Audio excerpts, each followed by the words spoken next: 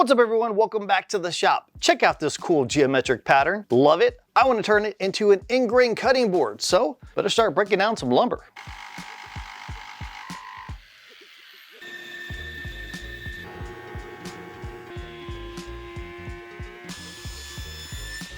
I cut a whole lot of thin maple and walnut pieces, so now it's time for glue up number 1, which is a maple walnut sandwich. This would have been way easier if I would have just grabbed a wide piece of maple and a couple pieces of walnut, glued those together, and then sliced it. But well, I was going to save some material by using the offcuts from my other boards that I'm working on. So it's going to be a little bit more work later on to get these cleaned up, but you know, hey, it is what it is. So I've got some clamps, I got my cawls. I'm going to glue these things together. After the glue dries, break it apart, do the cleanup work on each one of them, set them off to the side, save them because I'll then use them after I do glue up number 2. First glue up's done, all my pieces are made, and I don't like them. There looks like there's a little bit of a curve. Maybe there was some wood movement or something. These might be problematic whenever I actually start to try to make the cutting board. So while I'm not happy about it, I'm gonna have to start all over. I could probably make them work, but I don't think it's worth the risk. You ever see those YouTube videos where magically woodworkers are just amazing and nothing ever goes wrong? Well, I'll show you what goes wrong here. I don't hide anything. You can see it. Hey, things happen, right? So let me start over.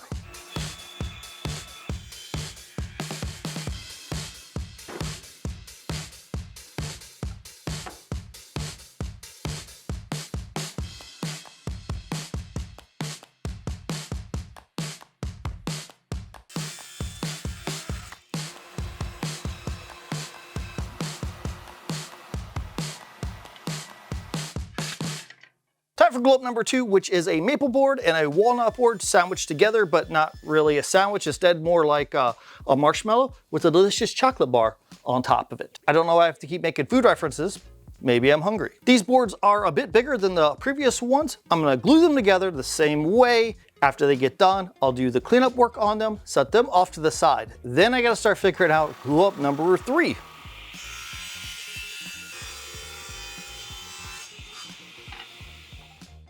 I can finally glue up my first panel. So I've got 3 different boards going on here. We've got the first ones, which were the walnut maple sandwiches. In between those, I've got a whole bunch of these thin walnut strips that are about 1/8 of an inch thick. I had to make a lot of these, a whole lot of these. And then after that, I've got the wider boards that are the maple walnut boards, and then I flip those alternating. So some have the walnut on top, some of them have the maple on top, and just go back and forth. So whenever I glue this whole thing together, then it gives me part of my squares. Then I'll work on the next panel. You put them together, voila, we have the pattern we're looking for. So what I need to do is glue all this together, but I don't want to glue it all at one time. I could, but I'm kind of worried that I won't have something line up right. So instead, I'm going to glue a couple boards at a time. Whenever the glue sets up with that and looks good, I'll add another board, and it'll take a lot longer to do, but I'll feel more comfortable that the pattern's going to turn out how I want it.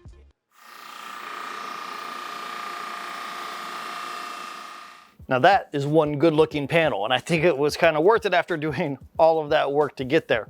Now it's time to glue up the second panel, which is thankfully much simpler. I really need just 3 different types of blocks here. I need to have a giant maple rectangle, much bigger than any of the other pieces that I've used. I need to have a kind of a fairly medium-sized rectangle, and then I need to cut a whole lot of thin walnut strips and then put them all together.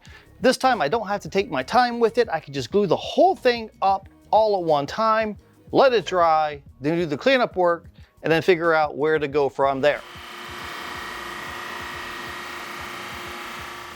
I think this panel turned out pretty okay if you ask me. Now it's time for one of my favorite parts of making a cutting board, which is assembling the pattern. I'm gonna slice both panels up to the thickness that I want my cutting board, which will probably be about 1.25 inches. Then I can start assembling my pattern. Now I have a ton of extra material here, but that's on purpose. That way, as I put my pattern together, I can keep the pieces that I like, ditch the ones that I don't like for whatever reason. Once the pattern looks pretty good to me, I can glue this dude up and then start looking at moving on to that next phase because we are so close to finishing this thing up.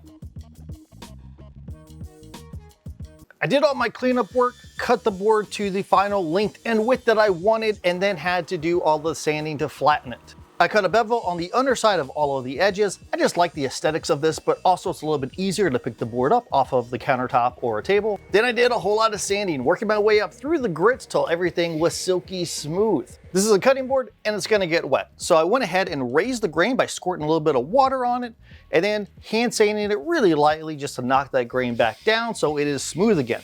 Now comes the moment of truth, which is applying the finish. I am not a fan of the whole mineral oil soak thing. It just gives me a soggy board. It doesn't dry. I don't like it. So instead, I just use a little bit of butcher block oil. It's got the oil in it, but it also has some wax in it. You could use whatever combination. You can make your own, whatever it is. Just apply some, work it into the grain, apply it on all edges of it, let it soak for a bit, wipe off the extra, good to go. Now that is a beautiful looking cutting board. There's always something magical about seeing a pattern or a drawing go from screen or piece of paper to the real thing, and this is no exception. So if you're looking to make a cutting board, then maybe give this pattern a shot. Until we meet again, get in your shop and build something awesome.